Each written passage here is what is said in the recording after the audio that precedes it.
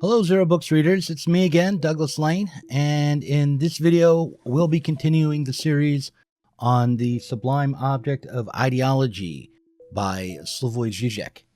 In our last video on this topic, I talked about how Zizek had turned to Alfred Sohn-Rethel, who was a Frankfurt School adjacent philosopher. Rather than sticking with a closer reading of Marx, he was turning to this interpreter, and that might present a problem.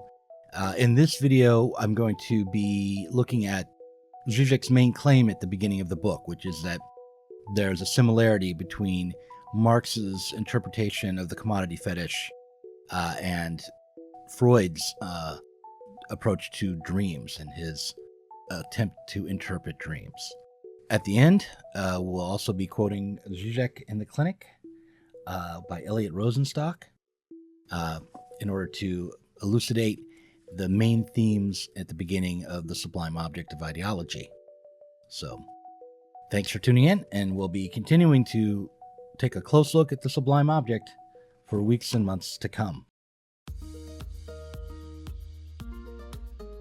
The idea that our consumer culture is dreamlike, that we are all asleep to the realities of our social lives, blinded by manufactured illusions, aimed at making sure that we buy into our own alienation and oppression, is a pervasive one on the left.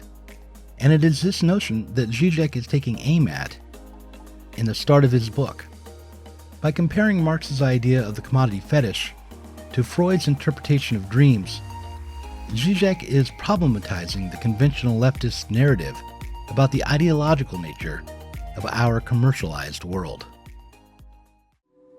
As awareness of how the media environment we occupy affects and directs our inner life grows, some resist.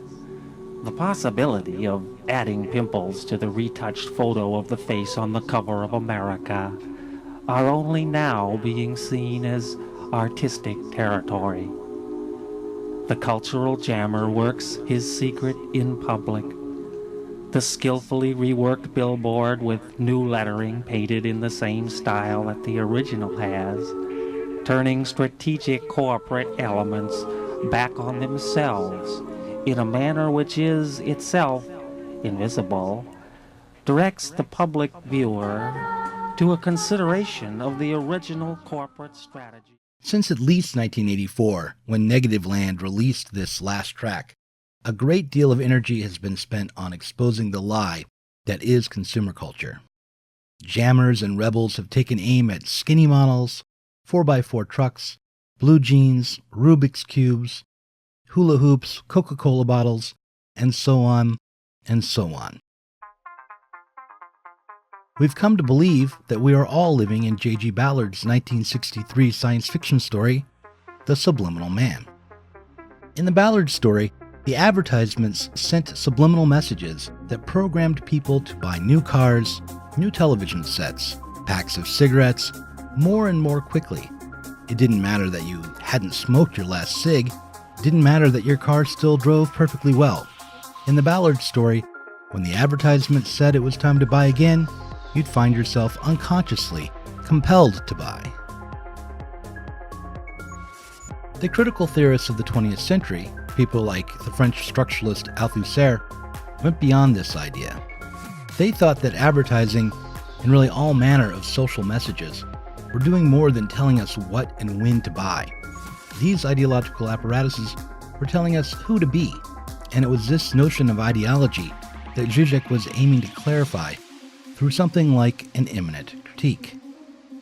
What Zizek pointed out was that rather than discovering the subliminal messages in advertising, rather than looking for the latent content in our culture, the actual aim should be to discover how the relationship between the overt message and the latent content is set up or structured. We may be on the way to realizing one of our fondest dreams. Zizek wrote that there is a fundamental homology between the interpretive procedure of Marx and Freud. More precisely, between their analysis of the commodity and of dreams. In both cases, The point is to avoid the properly fetishistic fascination of the content supposedly hidden behind the form. The secret, to be unveiled through analysis, is not the content hidden by the form of commodities, the form of dreams, but on the contrary, the secret of the form itself.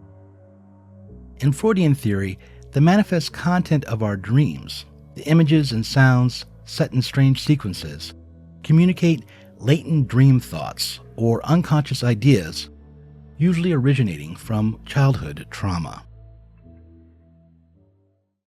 For example, the patient that Freud called the Wolf Man recounted one of his dreams this way. I dreamt that it was night and that I was lying in bed.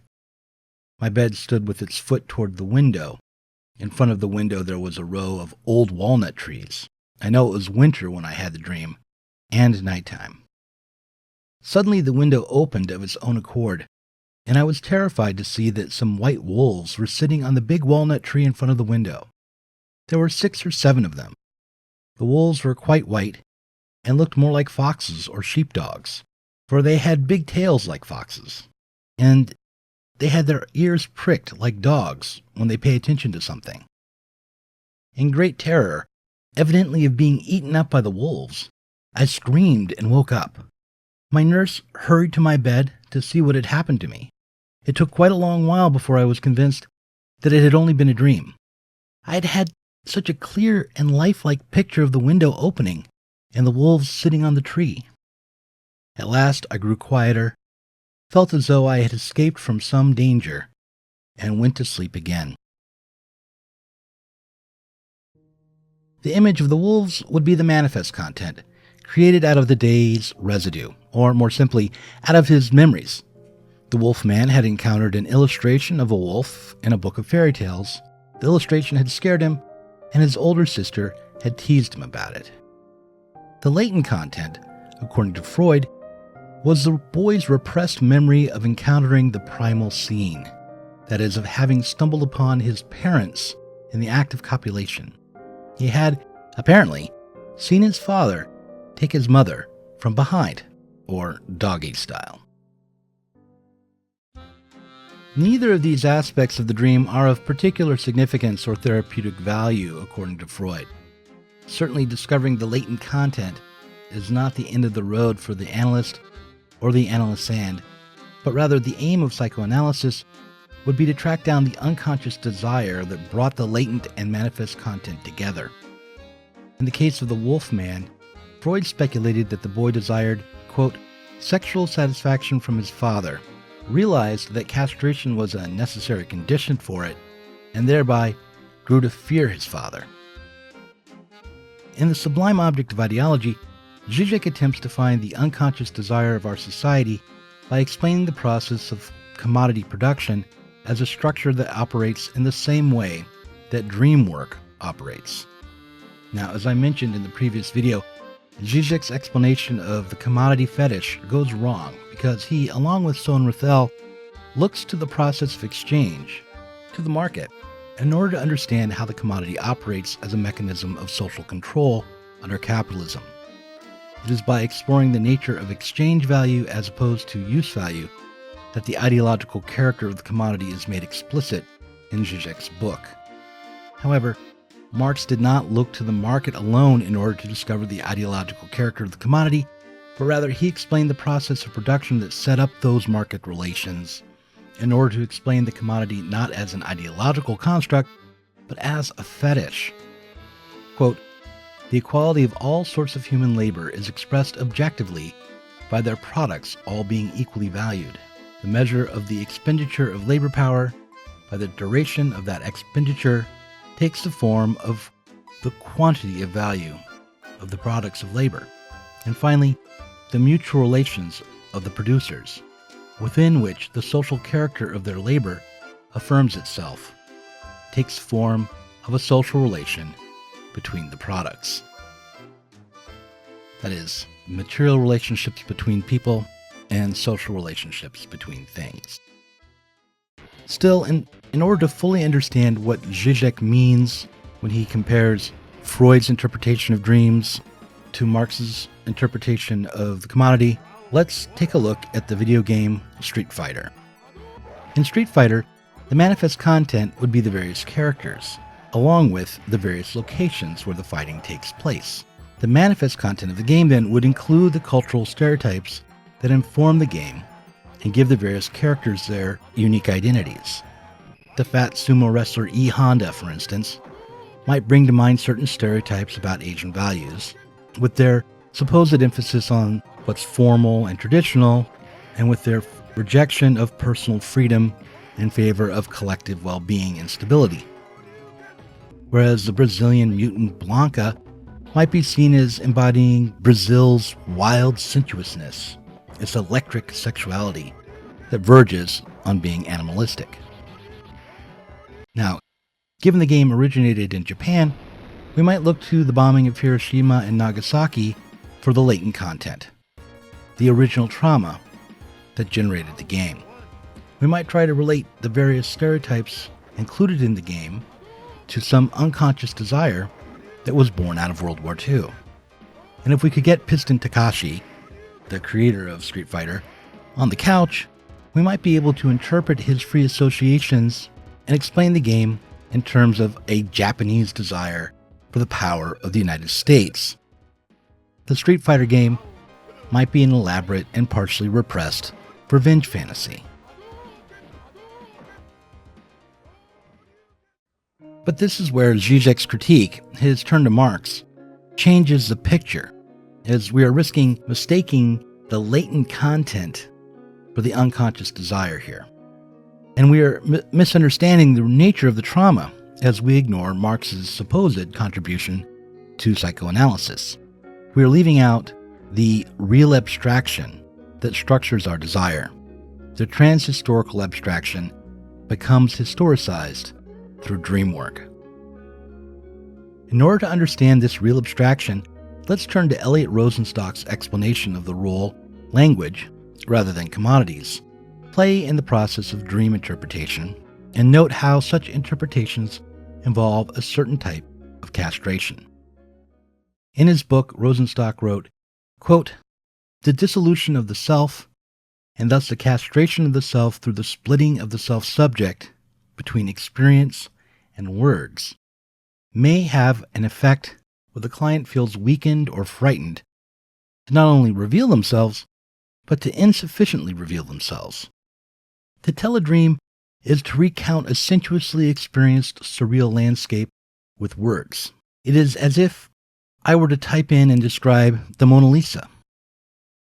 The oceanic enjoyment of the painting would go missing, but what would be left would be the ideas about the Mona Lisa that are important to me. In other words, the splitting through speech negates the Freudian, intoxicated, oceanic feeling, but allows for a free associative interpretation to be discovered. To put this a bit differently, the desire to have and know the oceanic and undifferentiated experience of the dream necessarily leads to castration.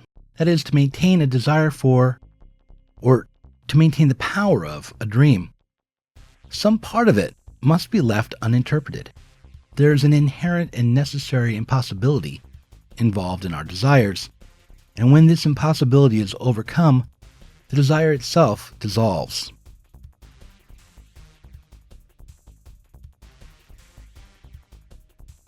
To put it differently, the Japanese desire to equal the United States in power and stature, which we might impose upon the Street Fighter game as an interpretation, would evaporate if fully understood. The United States as a castrating father would be, in this account, a necessary projection used to maintain the desire we find while playing the character of, say, E. Honda, or even Ken or Chun-Li. However, Zizek's use of Marx here is only partial, and it is built upon the 20th century misunderstanding of Marx's explanation of the commodity fetish. Next month, a book's coming out called Demarcation and Demystification, and in it, there's an argument made that Marx wants to invert philosophy. That is, he wants to move away from philosophical speculation and thinking that the world has a philosophical foundation towards a materialist socialist analysis. That's what we'll pick up in the next video on the Sublime Object of Ideology. We'll consider just what Marx's materialism is and how it coincides with a Zizekian interpretation of Lacan and a Zizekian turn towards this sort of idealist materialism. I think you'll be surprised that just at the character of Marx's materialism, and there may be more common ground here than there is in other aspects of Zizek's work.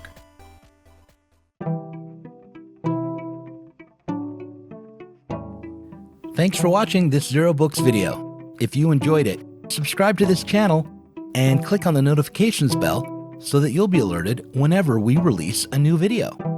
You should also consider supporting us on Patreon. Our patrons get access to our Inside Zero Books podcast every week and can get access to the Zero Books Book Club and help us to continue making online content from the left.